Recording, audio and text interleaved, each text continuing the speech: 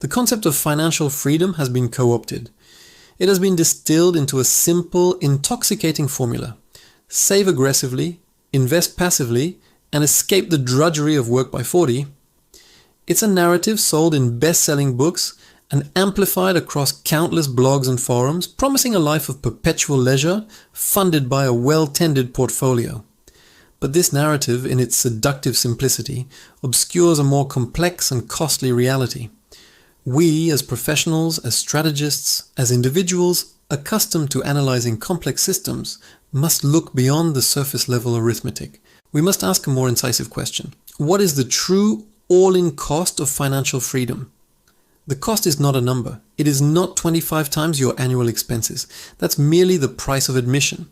The true cost is measured in unseen trade-offs, in miscalculated risks, and in the profound psychological burdens that the pursuit of this goal can impose. Yet today, we will dissect this popular ideal, moving beyond the simplistic calculations of the FIRE movement, financial independence, retire early, to a more sophisticated understanding of wealth, work, and life. Let's begin with the foundational premise. Financial freedom is typically defined as the point at which your passive income from investments exceeds your living expenses. The most common heuristic for achieving this is the so-called 4% rule.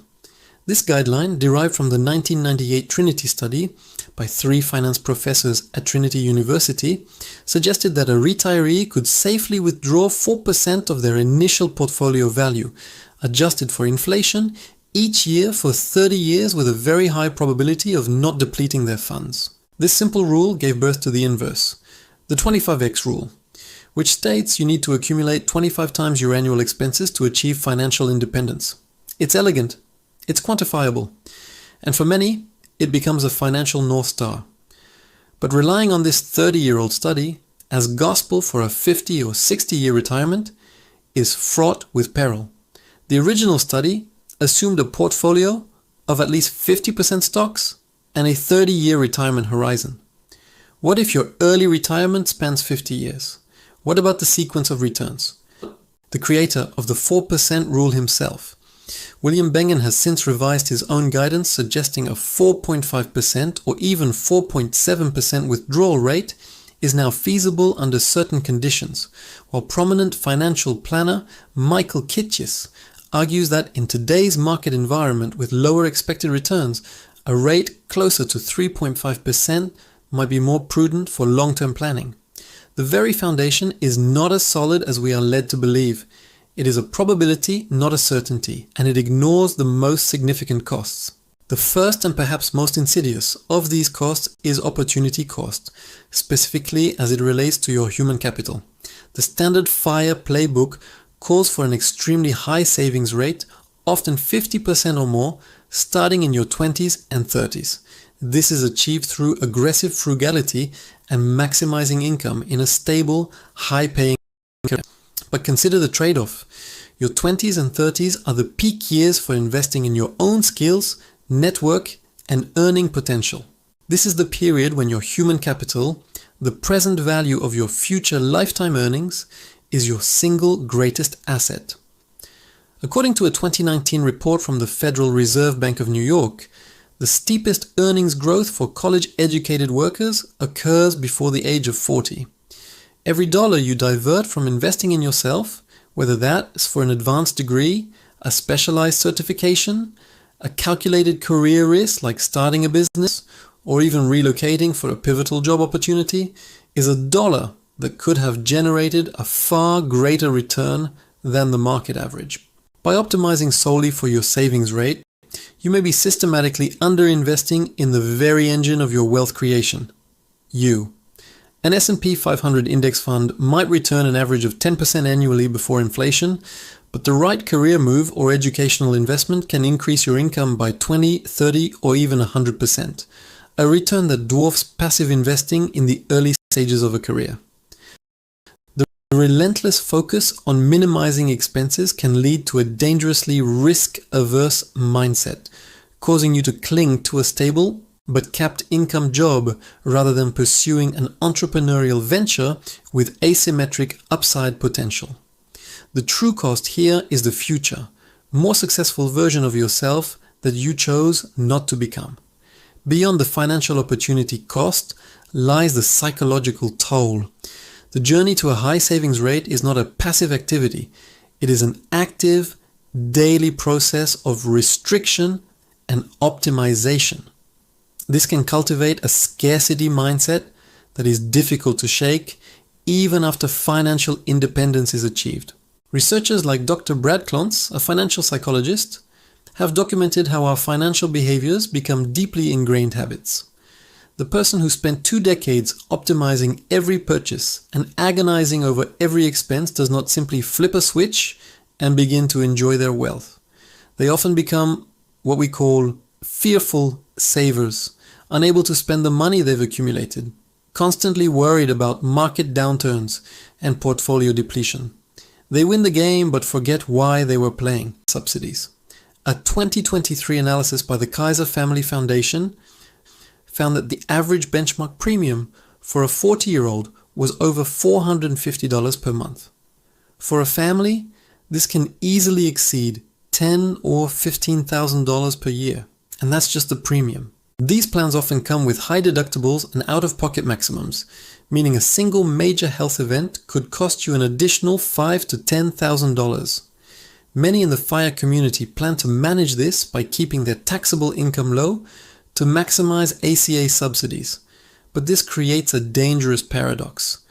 You are a multi-millionaire on paper, but to afford healthcare, you must live a life of artificially low realized income. This constrains your spending and liquidity, forcing you to perform a delicate dance of Roth conversions and careful capital gains harvesting. It makes your retirement incredibly fragile and dependent on the whims of healthcare policy. This is a massive, ongoing, and unpredictable cost that the simple 25x rule utterly fails to account for. Then there is the beast known as sequence of returns risk. This is perhaps the single greatest threat to an early retiree. Standard retirement models are based on average long-term returns, but you do not experience average returns. You experience returns in a specific sequence. If you retire and are immediately hit with a significant market downturn, like the one in 2008 or early 2020, you are forced to sell assets at depressed prices to cover your living expenses. This permanently impairs your portfolio's ability to recover. Selling shares at the bottom has a much more devastating long-term impact than selling them at the top. A study by financial researcher Wade Pfau demonstrated that a portfolio could have the exact same average return over 30 years in 2 different scenarios, but if the bad returns come early, the portfolio fails. If they come late, it succeeds with money to spare. This return path dependency means that the 4% rule is not a static number. It is highly dependent on the market environment in the first 5 to 10 years of your retirement. Mitigating this risk requires a more sophisticated strategy than a simple 60-40 portfolio. It might involve building a bond tent, increasing bond allocation just before and after retirement, or holding several years of cash reserves, or using more complex options-based strategies to hedge against downside risk. Each of these strategies comes with its own costs, either in reduced potential returns or direct expenses, further complicating the simple math of financial independence. Finally, we have to talk about inflation in a more nuanced way. We usually think of inflation as that 2% or 3% number from the CPI, but no one experiences the average inflation rate. You experience a personal inflation rate dictated by your specific consumption basket. And the costs of the things that matter most, healthcare and education, have historically outpaced the CPI by a significant margin. According to the BLS, from 2000 to 2022, the overall CPI increased by about 75%. In that same period, medical care costs rose by over 130%, and college tuition rose by over 175%. If your financial plan is based on your portfolio outrunning a generic 2% or 3% inflation rate, you are systematically underestimating your future liabilities. A successful plan must account for differential inflation across categories. This requires a more dynamic asset allocation, perhaps with a greater weighting toward assets that have historically provided a better hedge against inflation, like real estate, commodities, or treasury inflation-protected securities tips. It requires stress testing your plan not against average inflation, but against prolonged periods of high inflation in the sectors that will represent your largest expenses in retirement. Given these immense, often hidden costs, the opportunity cost to your human capital, the psychological burden, the tax drag, the healthcare labyrinth, and the technical risks of sequence and inflation, it becomes clear that the conventional model of financial freedom is flawed. It is a brittle, rigid goal that demands the sacrifice of your most productive and vibrant years for a future that is far less certain than the spreadsheets suggest. So what is the alternative? The alternative is to shift our objective from financial freedom to financial agency. Financial agency is not about escaping work. It is about gaining the power to choose your work. It's about having the capital base to dictate the terms of your engagement with the professional world, not severing ties with it entirely. It's the ability to say no to a project you don't believe in, to take a 6-month sabbatical to reskill, to downshift from a high-stress corporate job to a more fulfilling role, even if it pays less. It's the power to start your own business, knowing you have a financial cushion to absorb the initial lean years. This reframing changes the entire strategy. Instead of a single monolithic FI number, you build a tiered system of financial resilience. The first level might be a robust emergency fund, 6 to 12 months of expenses, that grants you the agency to walk away from a toxic work environment without desperation. The next level could be what the community calls Coast FI, where you've saved enough in your retirement accounts that, without any further contributions, it will grow to support a traditional retirement. Reaching this point, perhaps in your late 30s or early 40s, dramatically liberates your career choices. Your primary income no longer needs to be funneled into savings. It can be used to support a more intentional lifestyle or to take calculated professional risks. Beyond that, you might aim for Barista FI, having a large enough portfolio that you only need a part-time, low-stress job to cover your current expenses while your investments continue to compound. This is a state of immense agency, allowing you to pursue passion projects or spend more time with family long before a full traditional retirement would be possible. This approach, building wealth for agency rather than for escape, recalibrates the cost-benefit analysis. It encourages a balanced investment in all of your assets, not just your financial portfolio. The true assets that create a resilient and fulfilling life are your human capital, your skills and earning power, your social capital, your network and relationships, and your health. An intelligent financial strategy does not sacrifice these for the sake of an accelerated savings rate. It uses financial capital as a tool to enhance them. Money is used to buy back time, to invest in education, to nurture relationships, and to protect your health. For 7 years running, the world has been told a comforting story. A story about a small northern nation that unlocked the secret to human contentment. Finland, the happiest country on earth. It is a headline that feels like a warm blanket in a cold world. A promise of pristine lakes, silent forests, and a society that just works. But this story, the one celebrated on news channels and in glossy magazines, is a fairy tale. And it's about to end, because behind the calm, a brutal, quiet war has begun. A war for Finland's soul, where the casualties are the very people who were promised a paradise. The illusion of Finnish perfection is a powerful one. It's built on images of saunas, northern lights, and a social contract so strong that trust is the national currency. Free, world-class education. Universal healthcare that catches you from the cradle to the grave. Unparalleled safety and equality. For decades, this system was the envy of the world, a shining example of what a nation could achieve when it put its people first. But in 2023, that foundation was rocked by a political earthquake. A new right-wing government came to power, looked at the bill for paradise, and decided the price was too high. What came next was nothing short of a declaration of war on the Finnish way of life. Billions of euros in austerity cuts were announced, targeting the pillars of the welfare state. Unemployment benefits were slashed. Housing support was gutted. Access to public health care was restricted. The changes were so sudden, so severe that they sent a shockwave through the nation.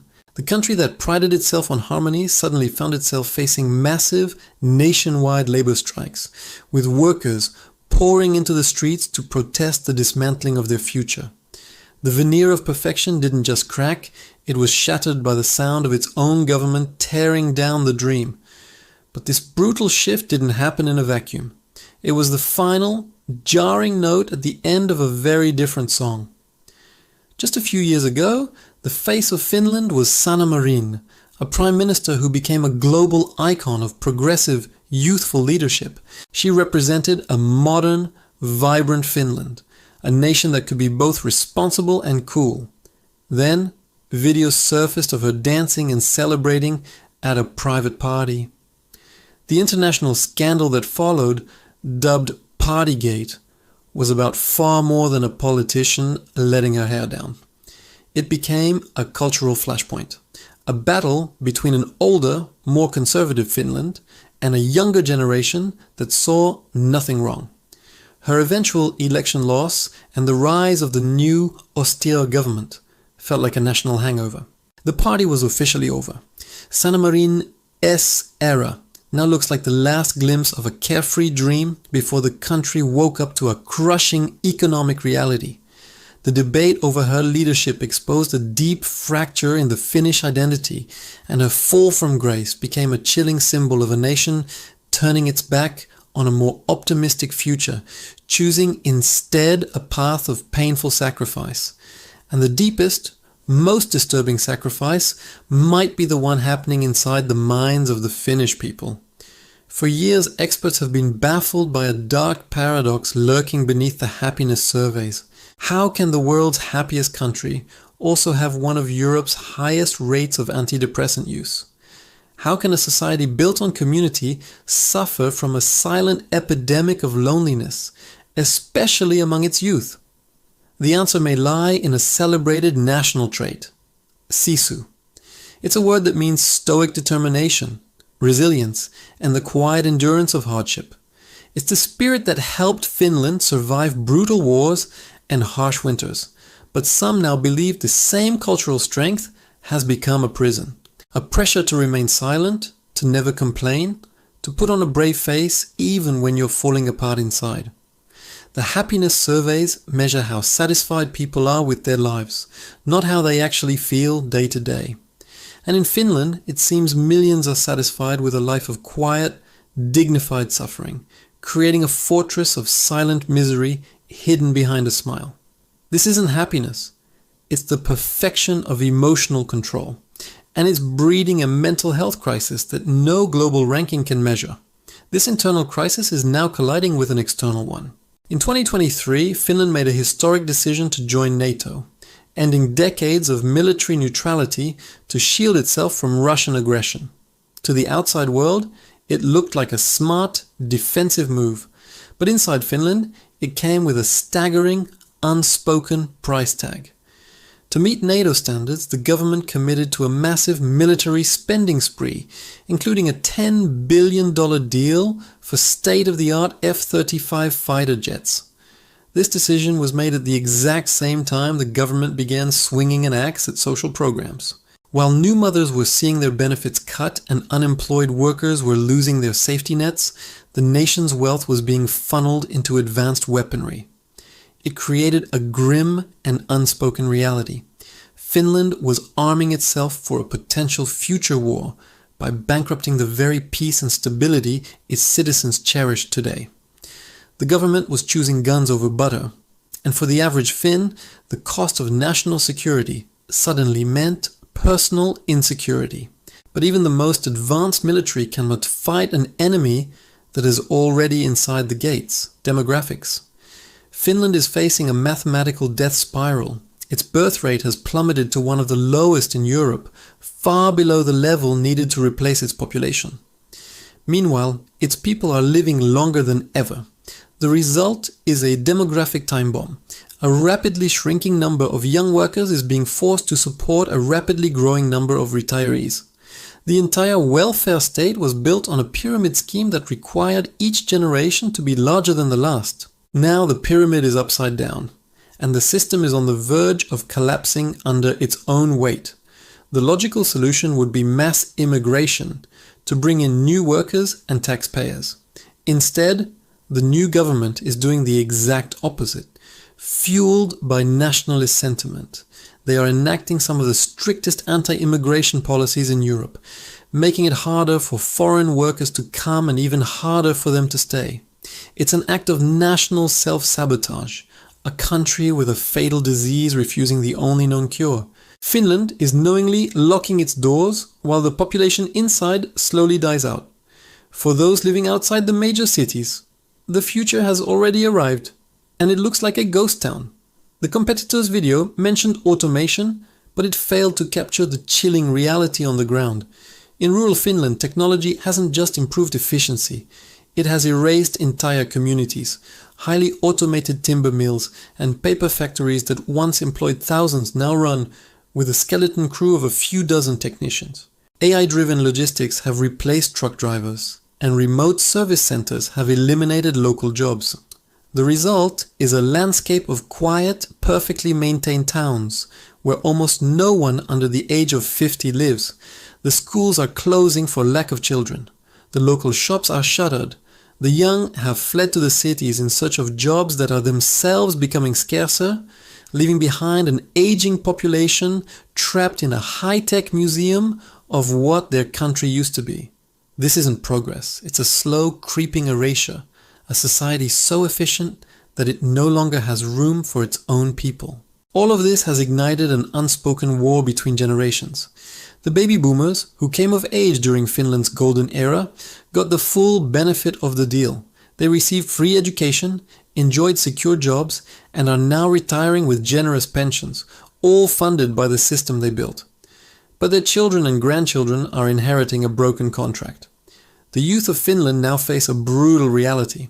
They are being asked to pay some of the highest taxes in the world to support a system from which they will never receive the same benefits. Student aid is being cut, making education more difficult.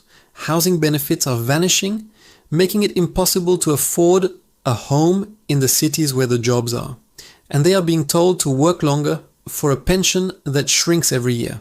It has created a deep, simmering resentment. The young feel like they are paying for a party they were never invited to, while the older generation watches, insulated from the consequences.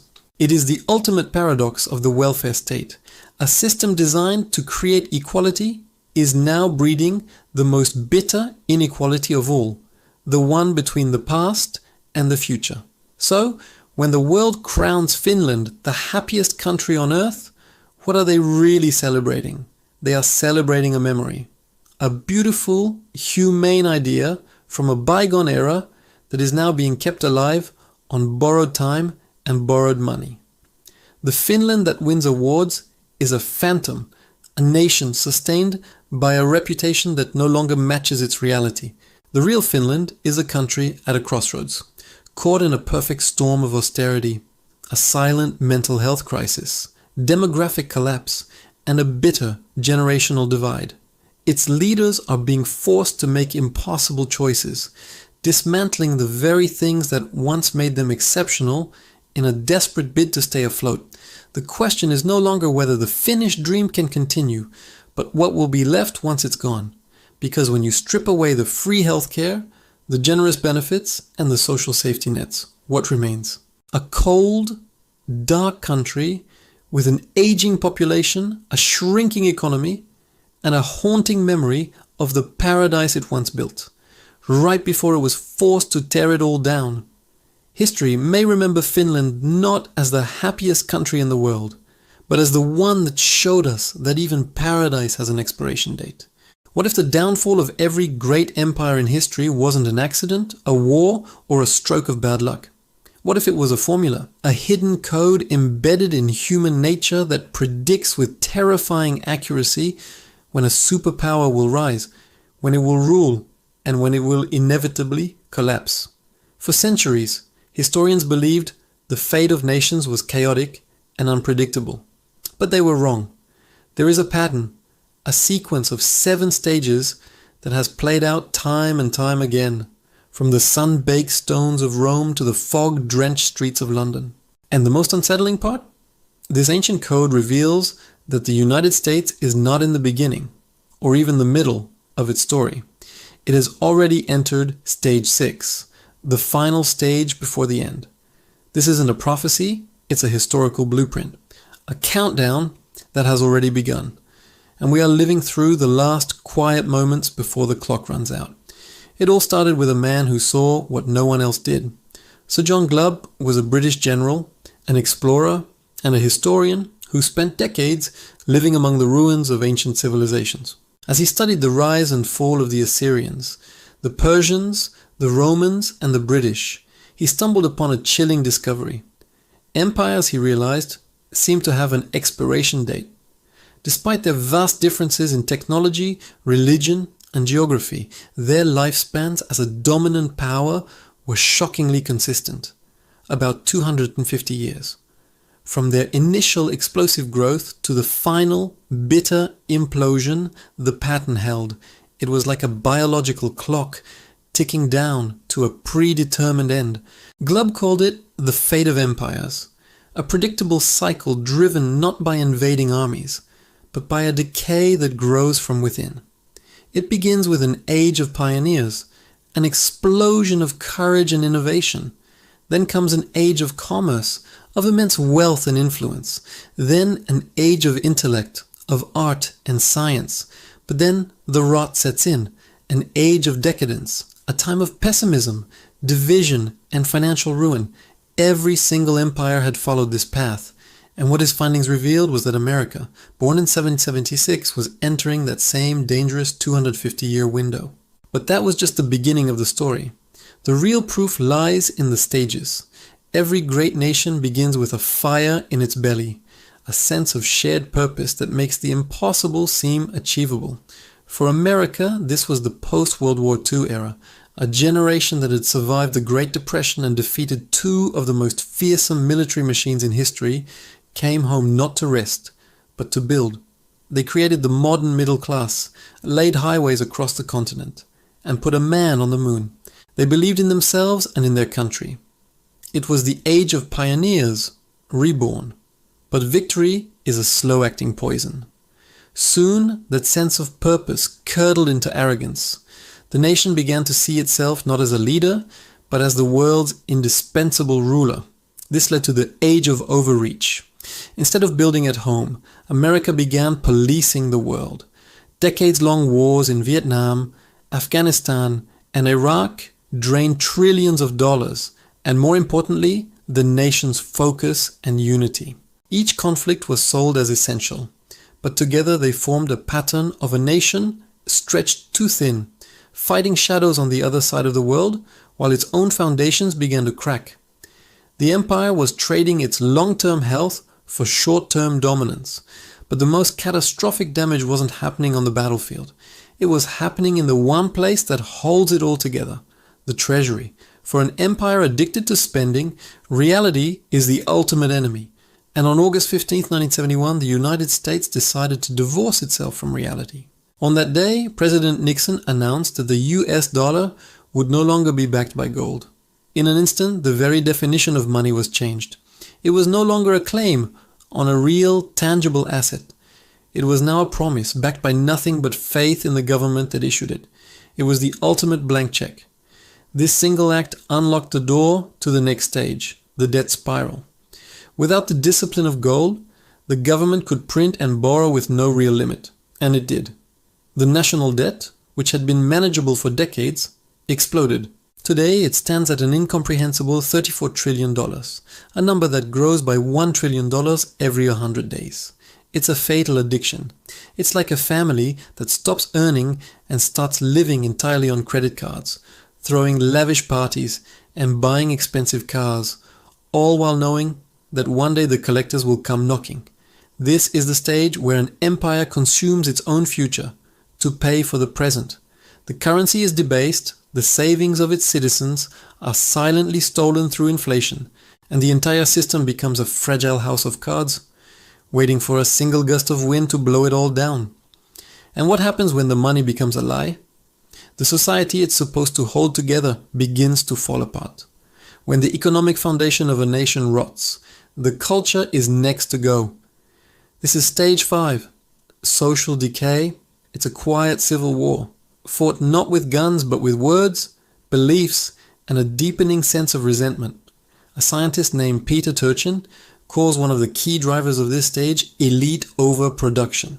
Essentially, a society begins producing far more highly educated and ambitious people than there are positions of power for them to fill. This creates a ruthless, zero-sum competition where political rivals see each other not as opponents, but as existential enemies. The symptoms are all around us. A 24/7 news cycle that profits from rage and division. Social media algorithms that push us into ideological echo chambers. A nation where two neighbors can look at the exact same set of facts and come to two completely different and hostile conclusions. We've lost a shared sense of reality. The virtues that once defined the nation, hard work, community, sacrifice, are replaced by vanity, victimhood, and perpetual outrage. The empire that once conquered the world now can even agree on what a country is for. This internal fracturing sends a powerful signal to the rest of the world. The giant is wounded. For decades, the world ran on one simple rule: trust in the United States.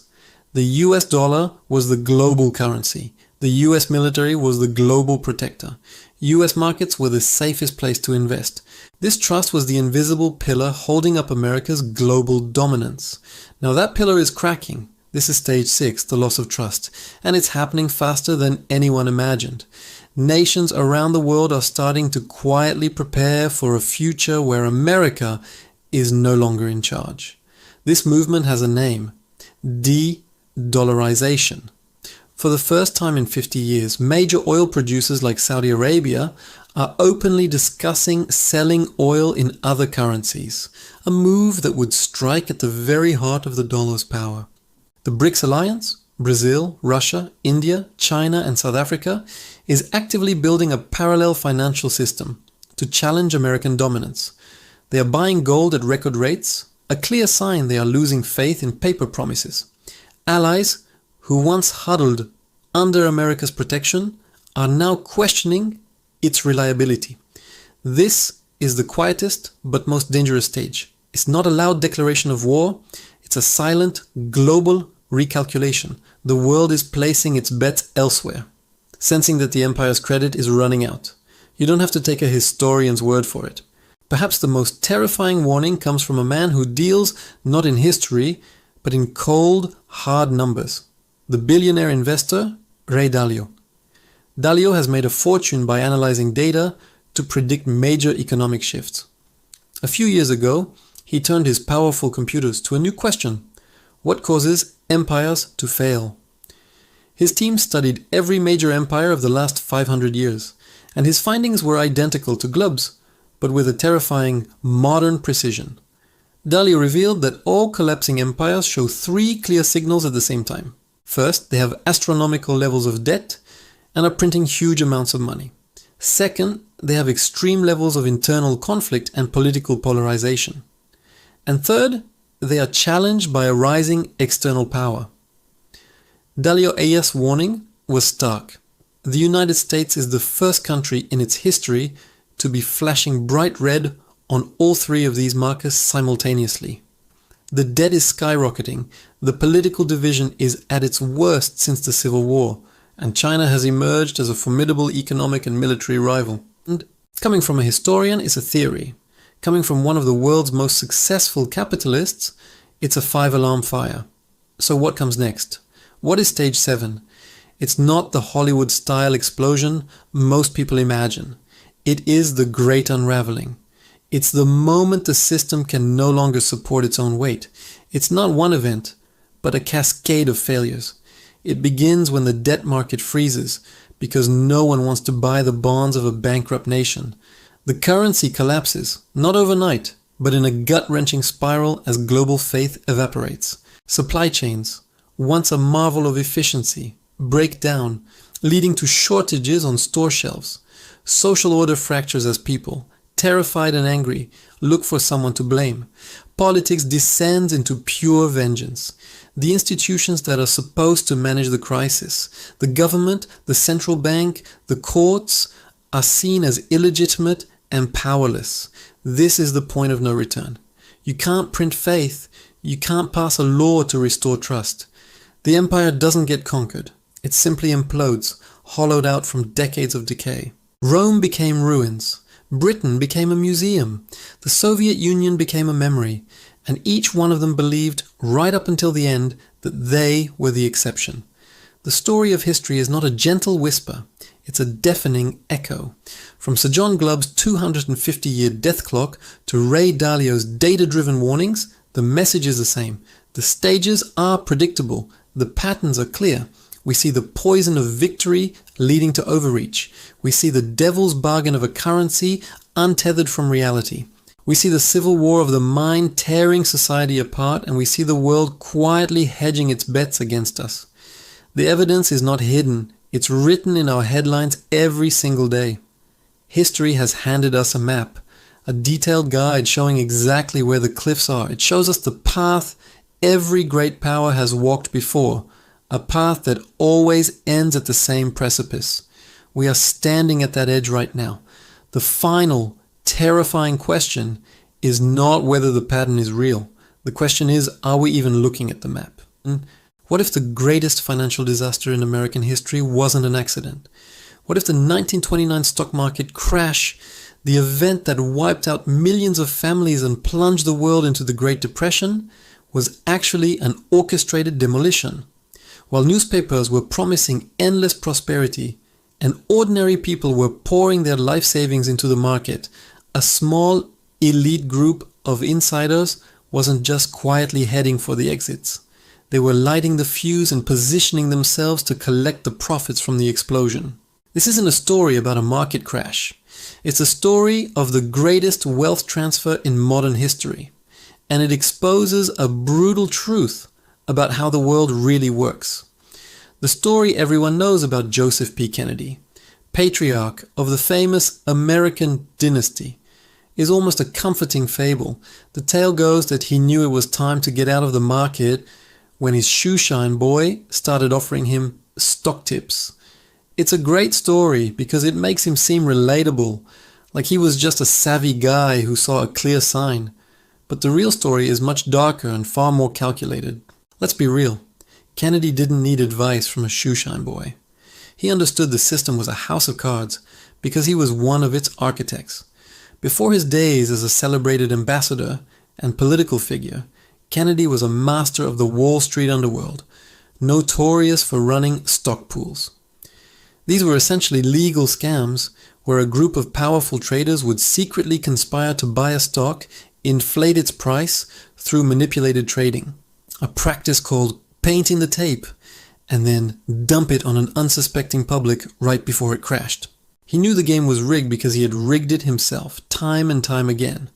So in the summer of 1929, when he saw the same manic, uninformed buying from the public that he himself used to exploit, he didn't just see a warning sign. He saw an opportunity. Kennedy didn't just sell his stocks, he quietly liquidated his entire portfolio, converting it to cash and gold. But that wasn't the whole story. He then took that fortune and began to bet against America. He started short-selling stocks on a massive scale, positioning himself to make a killing when the very system that made him rich finally came crashing down. But Kennedy wasn't the only one preparing for the storm. There was another, more mysterious figure operating in the shadows of Wall Street, Jesse Livermore, a man they called the Great Bear. Livermore wasn't an insider in the same way Kennedy was. He didn't have a network of powerful friends in boardrooms and banks. Instead, he had something more potent, an almost supernatural understanding of market psychology. He saw the Roaring Twenties not as an era of prosperity, but as a textbook case of mass hysteria.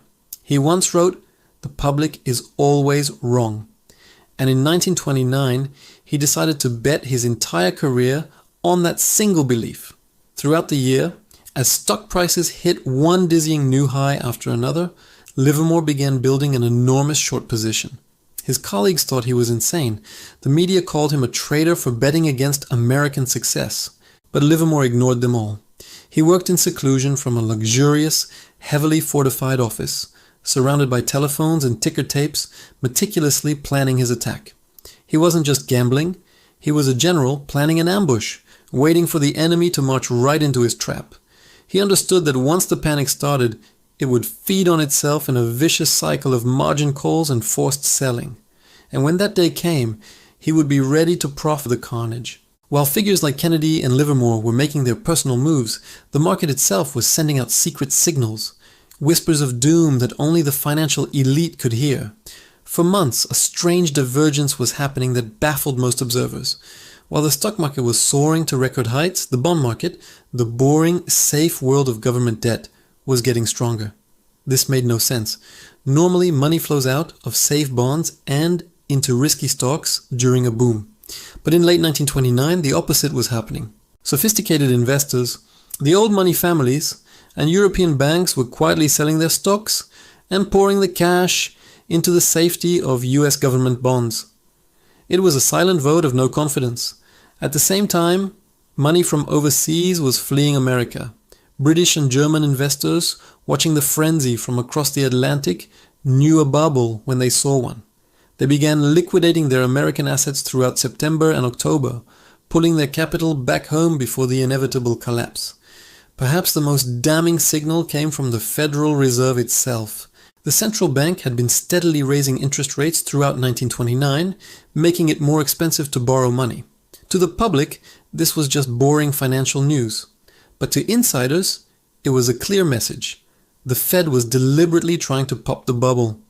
They were willing to induce a correction, knowing full well it could spiral out of control, just to purge the wild speculation from the system. The easy money was over, and the people in charge were the ones turning off the spigot. And what happened next would expose a fatal flaw hidden deep within the market's plumbing. The crash of 1929 wasn't just so devastating because stocks were overvalued. It was because the entire system was built on a pyramid of debt. The culprits were new financial inventions called investment trusts. They were sold to the public as a safe way to invest, similar to modern-day mutual funds. But behind the scenes, they were ticking time bombs. Here is how the scheme worked. An investment trust would borrow huge sums of money to buy a portfolio of stocks. But it got worse. They would often use that borrowed money to buy shares in other investment trusts, which were also borrowing money to buy stocks. It was leverage built on top of leverage, a financial Jenga tower where every block was a loan. The smart money understood this perfectly. They knew that as soon as stock prices began to fall, this whole structure would collapse with breathtaking speed. The trust would get margin calls from their lenders, forcing them to sell their best stocks to raise cash. Those sales would drive prices even lower, triggering more margin calls for other trusts, in a death spiral that would become completely unstoppable. The system wasn't just flawed, it was designed to self-destruct. In the final 48 hours before the crash, the secret activity among the elite reached a fever pitch. While the public was still being told to buy the dip, the insiders were engaged in a frantic, coordinated escape. This was their last chance to get out before the doors slammed shut.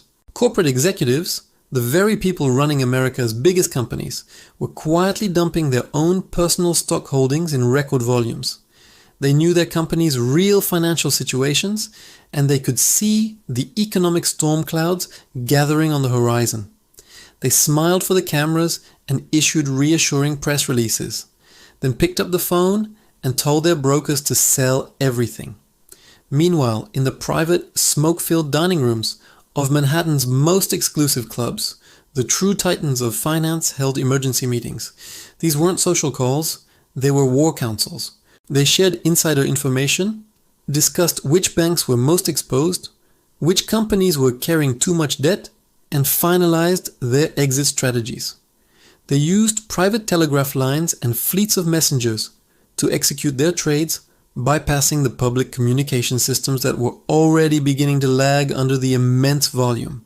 They had a two-tiered system, one for them and one for everyone else.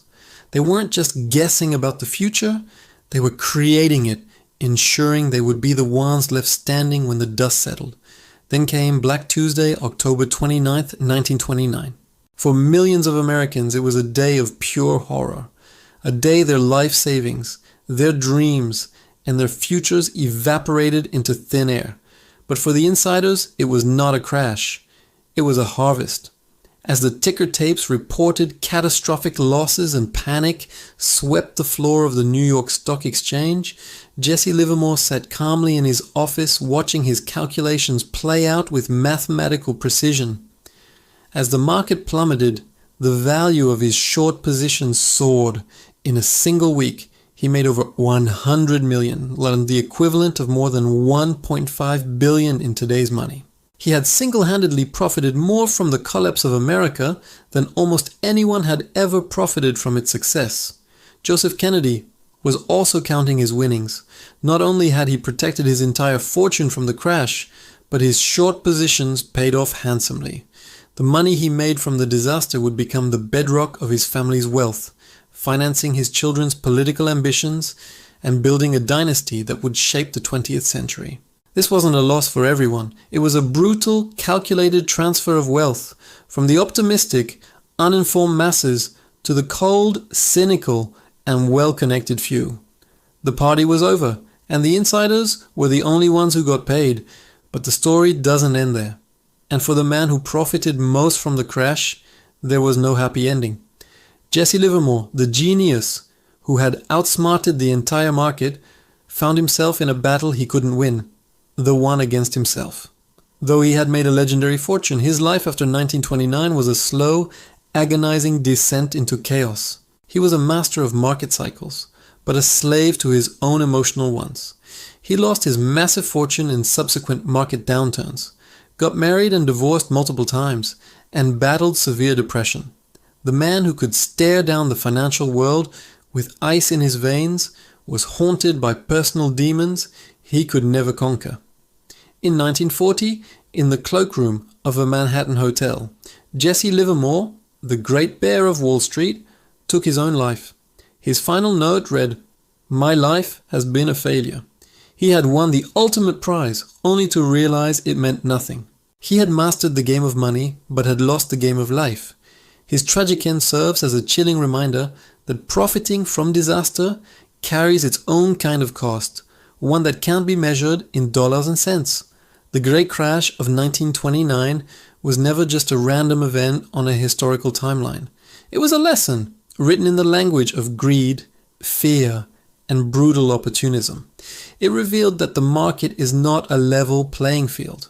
It is a complex game where a select few with insider knowledge and psychological discipline can exploit the predictable emotions of the crowd. While millions of ordinary people were ruined by a collapse they were told could never happen, the insiders who saw it coming didn't just survive, they thrived. In 1985, 5 men slipped into a private suite at New York's Plaza Hotel. No cameras, no press, no witnesses. They weren't generals or kings. They were finance ministers and central bankers. Their weapons weren't tanks or missiles.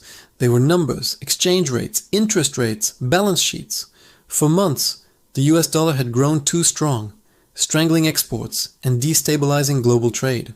That night, the world's richest nations conspired to bring it down. They called it the Plaza Accord. One document, a few signatures, and the dollar fell like a wounded empire. Fortunes were made, economies shifted, power quietly changed hands.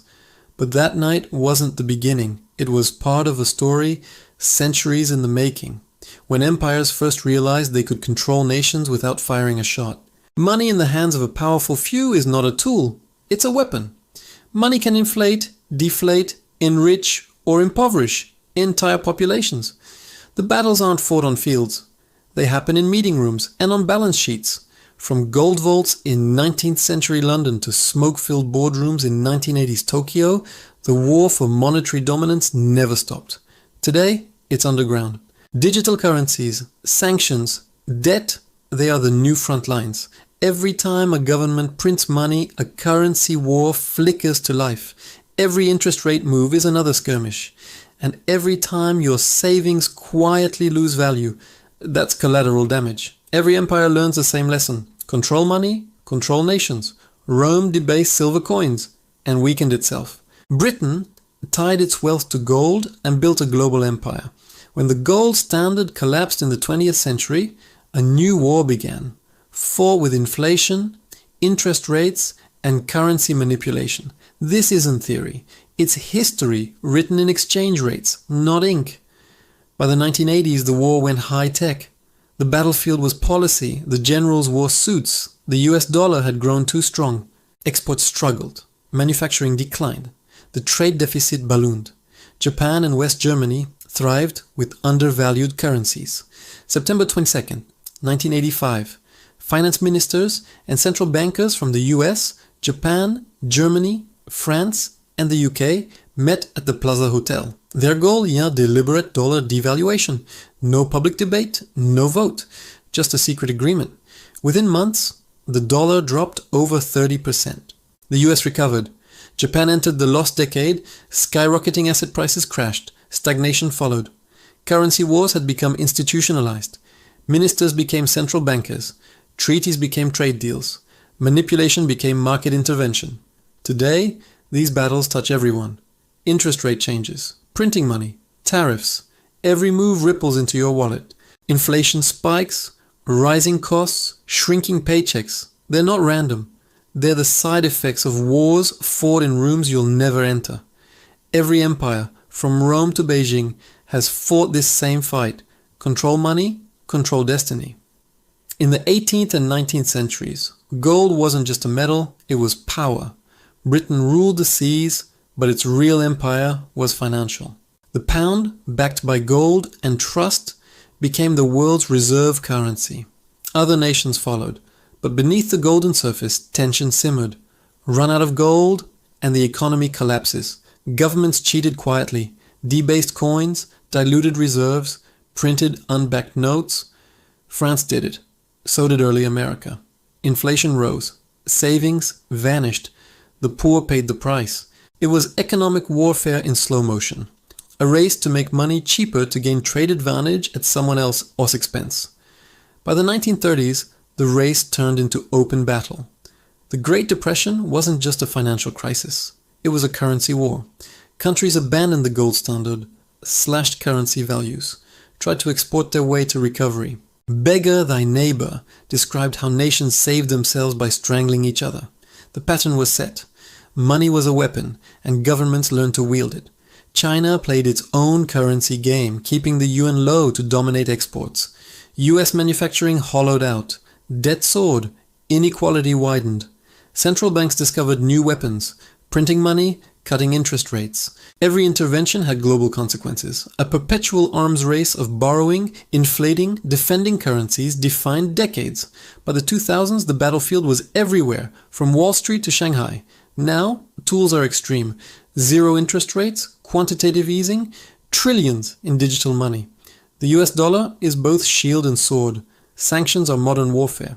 BRICS nations respond with alternatives, joint currencies, bypassing the dollar. Digital currencies, CBDCs, and decentralized coins redefine control and resistance. The front line is no longer physical. It's digital, mathematical, global. Lesson 1. Money is power and promise. Break trust. Dominance erodes. Lesson 2. Currency wars are class wars. Asset owners gain, middle class loses. Lesson 3. Currency wars never end. They evolve. Gold, paper, code. The tools change. Motive remains power. Every action has reaction. Every policy hides agenda. And everyone is on the battlefield. Your paycheck, your mortgage, your grocery bill. History rhymes. Rome, Britain, the US. Control currency, control empire. Empires fall quietly, through loss of trust, not bullets. Today, rivals circle the dollar. Inflation whispers where confidence roared. Digital money blurs freedom and surveillance. Debt grows beyond comprehension. Currency wars don't make headlines, they make history. The next one is already underway. Your life, your money, your future, they're all part of the game. If you want to see behind the scenes of money, power, and global control, subscribe to the Financial Historian. The next economic battle won't be televised, but you'll feel it in your wallet. By the time the FBI realized how much money the mafia truly controlled, it was already too late. The cash was gone. Not burned, not buried, but laundered through Swiss accounts, Vatican ledgers, and European banks that never asked questions. The mafia didn't just build a criminal empire. It built a financial system, one that mirrored the legitimate economy so perfectly that, for decades, the two were indistinguishable. Welcome to the Financial Historian, where money, power, and history collide, and nothing is ever as simple as it looks. Our story begins in Sicily, a small island at the center of the Mediterranean, a place long ruled by outsiders. Greeks, Romans, Arabs, Normans, Spaniards, each left behind rulers, but never institutions. When Italy unified in the 19th century, Sicily was still poor, fragmented, and lawless. The new Italian state was distant and corrupt. Justice was something you could buy, not something you could expect. And in that vacuum, a new form of power emerged. Not a government, but a network. A brotherhood that offered what the state could not: protection, enforcement, and silence. The first mafiosi weren't gangsters, they were middlemen. They enforced contracts for citrus growers, protected shipments, collected debts. They made sure business flowed in a land where courts and police didn't. But they also charged a price, a tax called pizzo. If you refused to pay, your oranges rotted in the fields, your workers vanished, your family disappeared. Over time, protection became extortion, and the mafia evolved from a service into a system. By the late 1800s, every corner of Sicilian commerce paid tribute to someone, from the docks of Palermo to the hills of Corleone. The mafia didn't just steal, it managed. It mediated disputes, controlled elections, and took a cut of everything that moved. It became a parallel economy, invisible but absolute. And like any good business, it diversified. Cattle, citrus, land, smuggling, money was reinvested, never idle. Violence was the branding. Corruption was the business model. Then came Benito Mussolini. In the 1920s, the fascist dictator vowed to crush the mafia once and for all.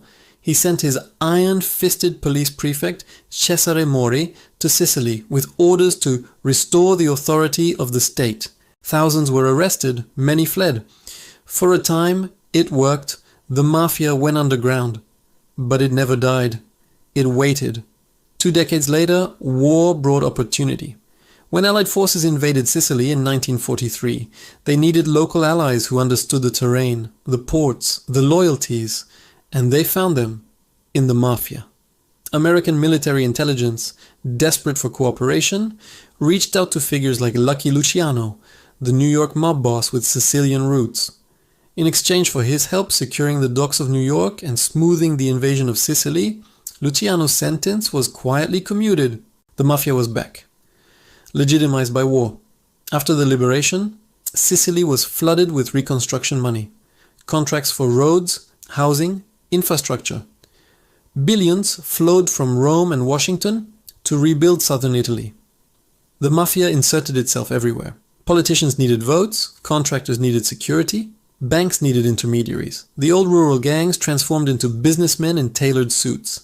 They built companies, won public tenders, and laundered funds through real estate.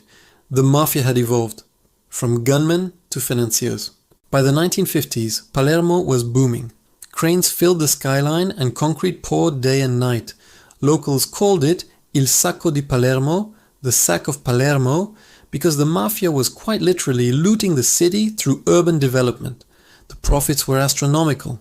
And while the world celebrated Italy's economic miracle, a shadow miracle unfolded beneath it, the creation of a private capital network that reached far beyond Sicily. The heroin trade made the mafia global. Sicily became the key node in a transatlantic supply chain. Morphine base from Turkey was refined in Sicilian labs, shipped through Marseille and sold in the United States. By the mid-1960s, the French connection was feeding nearly all of America's heroin demand. The profits hundreds of millions of dollars, needed somewhere to go. Cash was bulky, incriminating, and useless unless it could be cleaned. That's when the mafia mastered a new art: financial invisibility. They began investing in Swiss and Luxembourg banks, funneling heroin profits through offshore companies and anonymous trusts. They bought hotels in Palermo, vineyards in Tuscany, and shell firms in Panama. They realized that the true power of money wasn't in spending it, it was in hiding it. The 1970s were the high point of this evolution. The mafia had found friends in powerful places, not just politicians, but bankers. And one bank in particular became the heart of the storm: Banco Ambrosiano. It was Italy's largest private bank, with deep ties to the Vatican Bank, formerly known as the Institute for Religious Works. On paper, the Vatican Bank was a charitable institution. In reality, it was a financial black hole, a sovereign entity immune from Italian law, able to move money across borders under the guise of religious missions. At the center of this web was a man named Roberto Calvi, the chairman of Banco Ambrosiano, nicknamed God's Banker. Calvi built a network of offshore companies in Panama, Luxembourg, and the Bahamas to funnel billions in secret funds. Some of it came from political slush money, some came from the mafia, and some, investigators later discovered, came from the Vatican itself. In 1982, it all collapsed. Banco Ambrosiano imploded under $1.3 billion in missing funds. Calvi fled Italy, terrified. Days later, he was found hanged beneath Blackfriars Bridge in London, his pockets stuffed with cash and bricks. The coroner called it suicide. Most believed it was execution. The mafia doesn't file lawsuits. The scandal exposed a truth few wanted to admit. The lines between organized crime, politics, and finance had long since blurred. The Vatican Bank quietly paid restitution, but never admitted guilt. Dozens of officials resigned. But the system, the machinery of shadow finance, survived. After Banco Ambrosiano's fall, the mafia shifted again. Violence in the 1980s brought unprecedented attention. Assassinations of judges, car bombings, bloody wars between rival clans. It was bad for business. So the next generation, the white-collar mafia, traded bullets for balance sheets. They invested in stock markets, real estate, and global trade. The money became cleaner, the methods more sophisticated. By the 1990s, Italy's Anti-Mafia Commission estimated that organized crime generated more than $100 billion a year, roughly 7% of the country's GDP. That made the mafia, collectively, Italy's largest enterprise. But unlike Fiat or INI, it paid no taxes and faced no regulation. It operated entirely in cash, shadow accounts, and offshore holdings. Even when authorities cracked down, the money flowed elsewhere. London became a favorite. So did Switzerland, Luxembourg, and the Caribbean. Each new crackdown simply taught the mafia how to move faster, how to disguise ownership through layers of shell corporations and proxies. By the 2000s, mafia wealth was so deeply embedded in legitimate businesses that economists struggled to calculate where clean Italy ended and criminal Italy began. And it wasn't just the Sicilian mafia anymore. The 'Ndrangheta from Calabria, the Camorra from Naples, and countless foreign cartels adopted the same methods. They invested in global markets, bought luxury property, and became shareholders in legitimate companies. Dirty money, once local, had gone multinational. Today, law enforcement agencies estimate that up to 2 to 5% of global GDP is laundered annually, more than $2 trillion. Some of it flows through traditional crime. Much of it flows through corruption, tax evasion, and corporate fraud. But the structure, the blueprint, is the same one the Sicilian mafia built a century ago. Anonymous ownership, untraceable transfers, and silence for sale. The irony is that what was once organized crime now looks a lot like organized finance. The techniques pioneered by mob accountants, layered transactions, offshore entities, bearer shares, are the same tools used today by billionaires, corporations, and governments. The mafia didn't corrupt capitalism, it understood it. Look closely and the parallels are everywhere. The mafia controlled ports. Corporations control supply chains. The mafia extorted through fear. Modern finance does it through debt. The mafia laundered cash through real estate. Global investors inflate housing markets the same way, just legally. The difference is only paperwork. What the Sicilian mafia really built was no pratique, just a criminal empire. It was an economic philosophy. Money doesn't care where it comes from, only where it goes. Their story isn't a relic of the past, it's a mirror of the present. When oligarchs hide fortunes in London, when politicians route money through offshore trusts, when corporations shift profits to avoid taxes, they are using the same shadow networks the mafia designed. The names have changed. The system hasn't. Even the Vatican, after decades of scandal, still struggles with transparency. In 2020, new reports revealed that hundreds of millions in church funds were still invested through offshore accounts and luxury real estate. The ghosts of Banco Ambrosiano still echo in the corridors of power. And yet, the mafia itself has become quieter. The bloodshed of the 1980s is mostly gone. The real dons today wear suits, not leather jackets. They sit on boards, not in backrooms. The violence is financial, silent, precise, and invisible. Money laundering has replaced murder as the preferred path to control. The real godfather wasn't the man with a gun. It was the accountant, the one who knew how to make dirty money disappear. The mafia's true innovation wasn't intimidation. It was integration. They learned that the best way to hide criminal capital was to mix it with legitimate capital until they became indistinguishable. And that's exactly what they did. The lesson is uncomfortable, but clear. Systems of power don't need legality to survive, only structure. Only history has the answers. I'll show you where to look. What if the next global crisis wasn't a virus, a war, or a market crash, but the price of a single glass of water? For years, one man has been quietly betting his entire fortune on that exact scenario. You might know his name, Michael Burry. He was the awkward genius from The Big Short, who predicted the 2008 financial collapse when no one else would listen. He saw the rot in the system and made $1 billion from the disaster. But after that, he vanished from the headlines and started making a new, much darker bet. He wasn't shorting stocks or bonds anymore. He was buying up something far more essential. He was buying water. Burry realized that while you can print money and build new technologies, you can't make more water. It is the single most critical and increasingly scarce resource on Earth. And he understood that in a world of scarcity, whoever controls the water controls everything.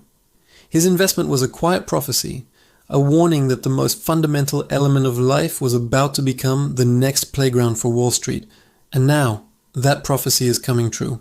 But to understand how they could pull off a trade this audacious, you have to look at the secret market they built to make it possible. For decades, Wall Street traders could only dream of getting their hands on water. It was too messy, too unpredictable. You couldn't exactly store a river in a bank vault. They needed a way to turn this flowing, unpredictable resource into a clean, simple number on a screen. So in 2020, they finally did it. They created something called the Nasdaq Valles California Water Index. It sounds complicated, but its purpose is terrifyingly simple.